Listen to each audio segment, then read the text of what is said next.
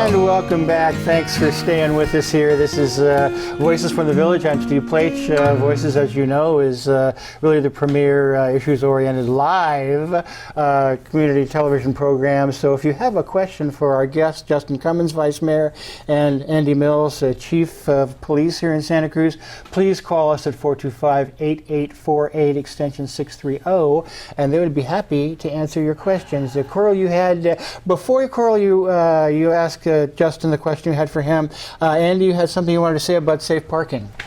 Well, yeah, and I just want to promote Associated Faith Communities' safe parking program. They've have it in multiple places around the city's area. There are 8 locations. There are 8 locations. Yeah. They have housed 80 people at this point, and only 2 have failed. For not abiding by the rules. It's a great program that people need to avail themselves of if they don't want their vehicles towed. Yeah. Well, thank you for that. As you know, I'm a program coordinator for the Faith Community Shelter, which is a program of AFC. So we were talking about available shelter and really the paucity of it in Santa Cruz and the problems that really presents for enforcement. We just got some money from the Homeless Emergency Assistance Program to double the capacity of our shelter. So that is an extra 40 spaces of emergency sheltering, and we really do need much more of that coming online as winter approaches. As I say, currently no winter shelter. We're hopeful that Brent Adams and his warming center will provide some safe, warm spaces for folks over the winter time, and we're confident that will happen. But nevertheless, the dearth of emergency shelter spaces in Santa Cruz is really something that needs to be looked at, and we need to make more of a commitment to it. You had a question for Justin, Coral. Thanks, Steve. Hi, Justin, soon to be mayor. I wanted to ask if, like Andy said, members have to be, or citizens have to be part of the AFC in order to not get their cars towed. And I'd have to maybe ask him if I didn't get that clear. I was hearing that people have to be part of either substance abuse program or a mental health program to use the restrooms at City Hall. Does you have to be part of some program in order to be able to use the restrooms? And what does that look like in terms of the whole county now? There's been porta potties proposed with people, with another person willing to pay for them, and yeah, we'll get to that. Yeah. Oh, okay. Yeah. Yeah. So I'm thinking bathrooms. So I'll just start. I was the city council member who moved that we open the restrooms at City Hall, and currently the restrooms at City Hall are open to the public. And I know this to be true because oftentimes when I go to City Hall, if I have to use the bathroom before I get into the office, I'll go, and not only because I have to use the bathroom, but to just check to see if what we're doing is true, and it is. And the restrooms are open to the public at City Hall currently. Until 5 o'clock, or until the working hours. During working hours. 8 to 5. Yeah. So anybody who needs to use the bathroom can go to City Hall. And that's it is an improvement. We have a program from Conscious in Action. It's a group that I'm affiliated with and working for a citizen-sponsored porta potty program where groups like the ACLU, United Nations Association, Conscious in Action, Food Not Bombs are willing to pay for and maintain porta potties placed in strategic places around the urban core to provide 24-hour bathroom access to the people who really need it. And I know that's come before you, and we really like to see some action on that. And would you like me to speak to that then? Yes, I would. Sure. Okay. So I've actually, there's a couple of pieces to this. One of which is that the catch has been tasked with dealing with hygiene, right, as one of the issues.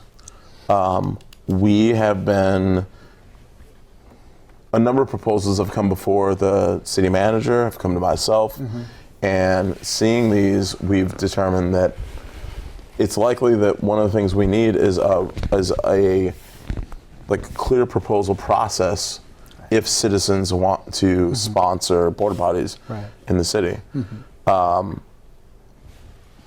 Going back to the catch, part of their task is to identify neighborhoods and areas where we could place these porta potties. And then if we can have citizens who are willing to fund these, it's kind of similar to like adopt a highway. Of course, yeah. You know, used to be Adopt a State Park. sure, They did exactly, that for a while. where you can pay into that. Yeah. But we need to develop that process because it's not just sending a letter to the city manager's office saying like, hey, I'm going to pay for this and I'll put this money down. There's accountability that needs to be in place. And I would say in counterpoint that we appreciate that, and the proposal that we have forwarded to both yourself and City Manager Martin Bernal, I believe does contain really sufficient detail to really move the process along. I do appreciate the fact, or we do appreciate the fact, speaking as a partisan, that the CASH is working on this and it's an important issue. But I think that there is a level of specificity in the programs that are being offered that really warrant kind of moving it along, and let's get some action. And to speak to that, Yeah, please. I think that you know, within the next few weeks to months, we're supposed to be getting a report back from the catch about a number of these like items, including the placement of porta potties. And when we hear back from them on that, I think that that is a good time when we should be moving forward with the actions that need to be taken place to, for example, if it's putting a porta potty in a certain area, what have you. And it really highlights, illustrates the difference between kind of activists and advocates and elected officials. So you have a process, and I understand and appreciate that process. Activists, you know, all just see the fact that there aren't bathroom access for people 24 hours a day, and I think it's a public health problem. I think it's a public safety problem. Andy, you can speak to it just a little bit. And we'll get to Brent in just a moment. Yeah. Well, certainly. I mean, people need a place to go to the bathroom. And whether it's porta potties or open facilities or whatever the case may be, and we would rather not do enforcement on that, but we will, and we need to, because you can't have, you know, raw sewage in the streets. No, absolutely. So there does need to be solutions, and I'm happy that the catch is working on that, as well as a place for people to go and sleep. Those things just make sense. Yeah. Brent Adams. Hi, Director of the Warming Center Programs. We have a facility out at Felker Street, at the end of Felker Street, and we've heard of food deserts. Out in that zone, it's kind of a bathroom desert. Every morning I'm cleaning poop up in our near our facility. When you think of the closest bathrooms out it's Grant Street Park or Harvey West. From there's no other. So it's really good to hear that the catch is considering porta potties and adopt a porta potty. I would really like the city, and I'm curious, just to see a map of the city and where people are congregating and where there are no bathrooms. So I'm really thrilled to hear about that. I want to develop this into a question. Will there be such a map? I know that we're talking about the downtown core, but people are congregating in many areas of the North River levee. So when we talk about river health, there's a lot of bacteria going from the. So I really like to see either the catch or the city council, somebody develop a map where people are. Thanks for that. All right. Thank you for that question. I'm glad the discussion is robust because it really needs to be. I think that everybody understands that, geez, we don't have enough emergency sheltering, and I know that people of goodwill are working on it. I know that we don't have enough 24 access to bathroom facilities for people, and hand washing stations, by the way, which is just as important part of personal and public hygiene as anything. And that's one of the things that we had also put in the proposal that we submitted, was there would be hand washing stations that would be attached to these porta potties. So people are thinking about it and moving forward, and that's the wonderful thing about Santa Cruz, and that's kind of what we're talking about here, is how we can all kind of move forward together. I think we're getting some good, ideas of who those those people are and what those ideas are that are coming forward. So we appreciate that. Let's move on. I think we're exhausted the issue of homelessness just for the moment, but I want to talk about some things that you were concerned about, and Justin, I'm certain that you were as well, is mental and behavioral health here in Santa Cruz, and the problems we have with folks who are challenged by that, and the impact it has on our community generally. Yeah, isn't it incredible how all these things are just intricately linked together? Mental health, behavior health, poverty, homelessness, drug addiction. And the reality is there's not a department in the city that is that deals with the social sciences. This is completely the county's responsibility. Right. And so wherever we can, we're interfacing with the county to do that. Now, in my opinion, the county needs to do a lot more. We need mental health people in the field. We already have two that are county employees that actually work with police officers. Their job, though, is to de-escalate potential violence with us and deal with mental health holds. But there's a lot of other stuff, and these folks need to be out in the field dealing with the people. And this is the complaints I hear from citizens, is that they're afraid when they see the person walking down through Pacific Avenue screaming at the top of their lungs and frightening people. That is kind of what we have to deal with.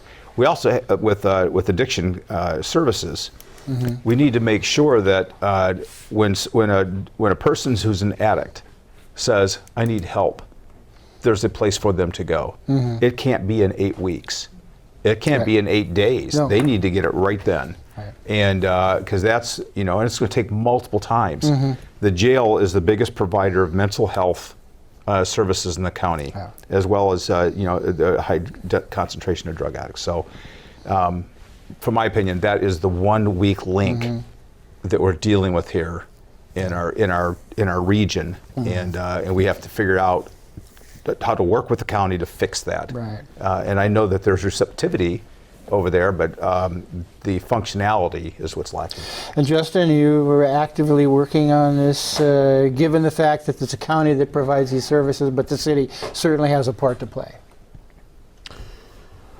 Well, it's been very difficult. We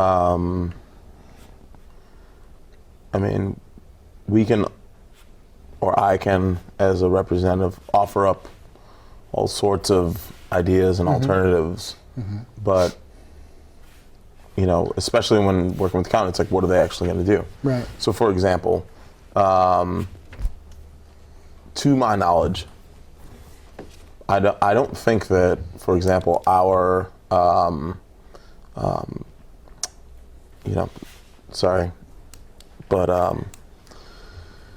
the juvenile detention facilities are very full. Like, to my understanding, we don't have a lot of juveniles in our juvenile detention facilities. No, there's just a handful. It's 15 or 20. Exactly. Yeah. So, If not less. rather than having that be the place where juveniles go, is there the potential to create something else and use those facilities for actually housing people who are experiencing homelessness or mental health issues or what have you? Reason being, there's cafeterias, there's shelter, there's space. Can we provide people who will be able to go into those facilities and work as health officials to help them out? Because the one thing that people say is like, oh, well, we don't have the beds, right? We don't have the beds to put these people in. Well, here's a facility that's underutilized where we do have beds. And we're trying not to put youth there. We can put them somewhere else. So why not try to utilize what we have to maximize our impact? And if we're not trying to put youth into jails anymore, let's find another place. Right. Yeah. And do something different. But yeah. Please. But my point is that until we either build more beds, create more services, get the county to provide more social health or social workers to partner with our police, because that is the number one crime. I mean, being from a big city and having a father who was a criminal defense attorney, I mean, we have bike theft, petty crime, like break-ins to cars and things like that, and then just people who are on the streets who have mental illness. Let's actually do something that will have a meaningful impact on our community. And I do completely agree. And in fact, I ran for supervisor last year primarily on the platform of increasing mental behavioral health services, because at the time I was the chairman of the board of directors of MHCAN, and who is the only peer-owned, peer-operated provider of mental and behavioral health services in the county, 40% of whose clients are homeless. So this is a crossover we're talking about. But let me get back to the question I wasn't able to ask, and this really does fit into that, is it's a terrific idea to utilize existing services, existing facilities and services. Are we moving any closer to a day center for homeless folks in Santa Cruz? I mean, currently, I don't know to what capacity I can actually answer that question. I mean, I know that we have MHCAN. Right. I would hope so. I mean, like, I would like to do that. Right. I don't think that, I mean, like, there's no plan in place currently, to my knowledge. But it has been identified as something that the council would like to pursue? It's been something that's been identified by, I would say, the 2x2 committee with city and the county, that we need day services. Yeah. I think the city council also agrees we need day services. Now, where's the political will to make that happen, and where can we have those day services occur? Right. I've advocated that regardless of what happens with our new library, that the library serves as a place where people do go who are homeless, and because it's a public place that offers access to, you know, the internet, job searches, and I've said that regardless of what happens with what we do with our new library, there should be a part of that that is designated to serving part of our homeless population, because they're going to be there regardless. They're people. Yeah. As just as a resident and as somebody who has looked at the proposals for the downtown library, do you have a preference yourself? Would you like to see the current library renovated, as I would, or would you like to see something built on the farmers market space? Currently, as a member of the subcommittee, I'm not able to express my desires, and that's primarily due to the fact that I'm waiting to see what are our options and what we can have in terms of each facility. So I'm not going to comment on that at this time. Andy, you and Kathy are downtown residents. What do you? Does Kathy want to answer that? Yeah, don't drag me into this one. Yeah. Okay, and we're kind of getting around to, again, the really challenging issues in town. Justin was here at an earlier panel with Brant Feckett and Fred Keeley and some folks talking about affordable housing and the difficulties that we have here in Santa Cruz about affordable housing. Justin, what's happening with, we have the anti-gouging legislation that was just passed by the state. Is something similar coming to City Council, or that? Rent control? Are you on control? Yeah. Oh, we just passed that. Okay, you did. We just extended the. We voted to implement the state's rent control legislation now and make it retroactive to September. Yeah. Okay. And unanimously, by the way. Well, wonderful. That's good. What else do we have to talk about? I probably, as just residents, and I know that we all have restrictions because we are. There's a question I wanted to discuss: 190 West Cliff. Now, apparently, that development was passed. I'm not certain this is something that Andy would have an opinion about or would want to offer, but in 25 words or less, did you support that development, and why, in terms of it being a good fit for Santa Cruz? It's another question about whether it's a good fit for Santa Cruz or not. The state has passed legislation that makes it much more difficult for communities to deny projects. So the question then becomes, do we have the legal right to deny a project from happening? In this instance, based on the information that I'd received and having had discussions from multiple lawyers,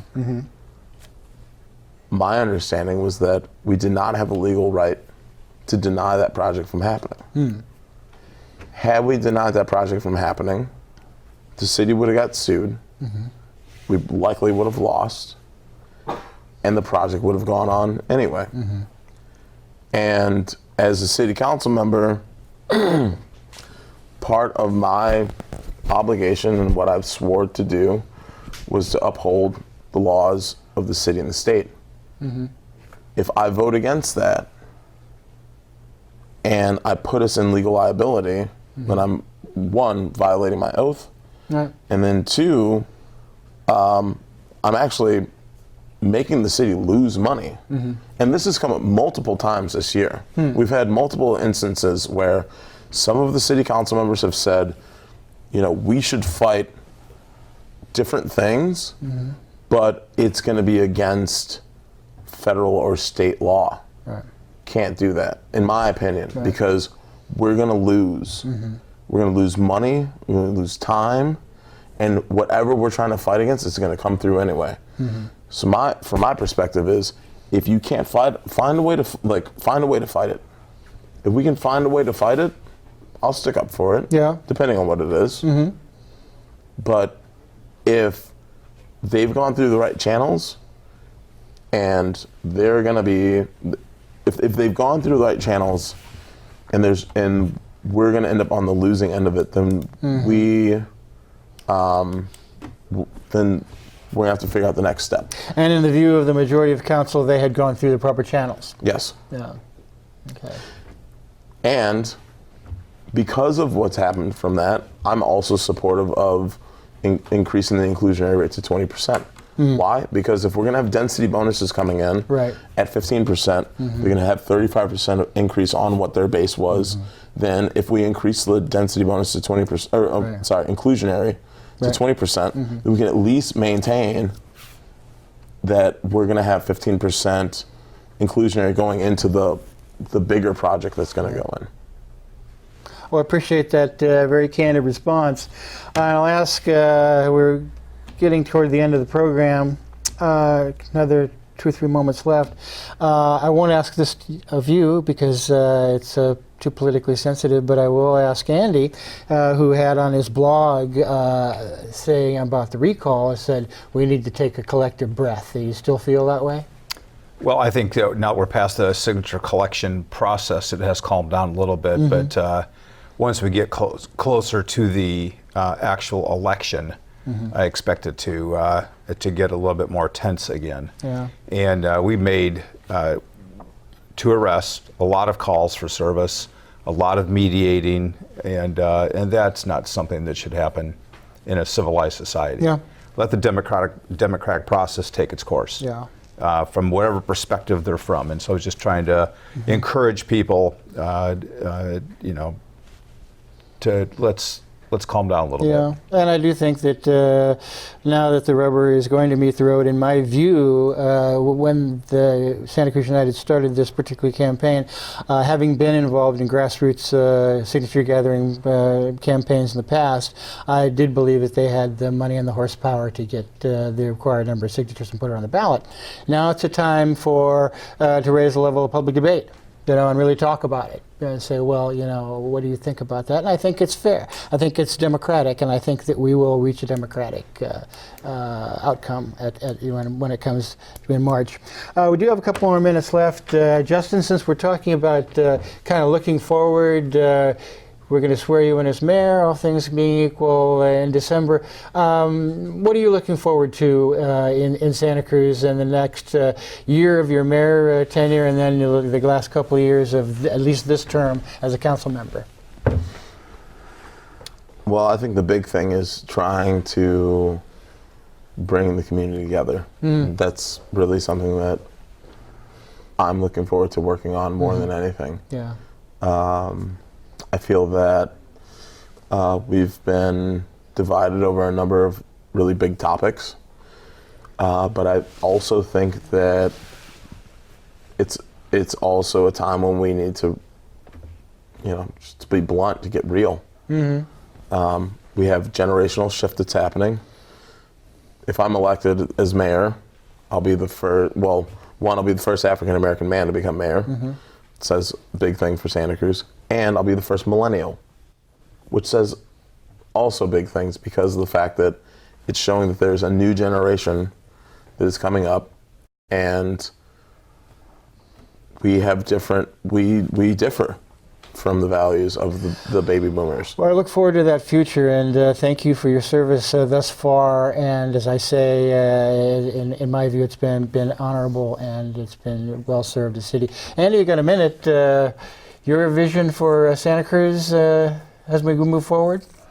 I'm just looking forward to what we have for this year coming up with pushing some legislation through to increase public safety, and then our staffing's coming up to snuff, so we're in a good position. Yeah, and I will say that I really did want to talk a little bit about race relations here in Santa Cruz and Santa Cruz County, but I will just note that your collaborations with the NAACP over the last couple of years, I think, have been admirable, and so we thank you for that, to be that sensitive to that and be that aware of what we are as a community and what we really need to be. So, gentlemen and friends, thank you for being here. Justin, thank you so much for being here, and really your candid responses that are appreciated as always. Andy, always a pleasure seeing you. I'll see you Thursday night at the Chiefs Advisory Committee meeting, which is under a completely new format now, so we'll be running the show, so I'm looking forward to that. Thanks for being with us in this edition of A Voice from the Village. I've been Steve Pleich. Tune in again next month when we'll be talking about some more interesting and challenging issues for our community, as we always do. And we'll welcome you back then. So for Voices from the Village, for BTS Presents, for Kathy Mills in the studio, for my guests, and for everybody here, good night. We'll see you next time.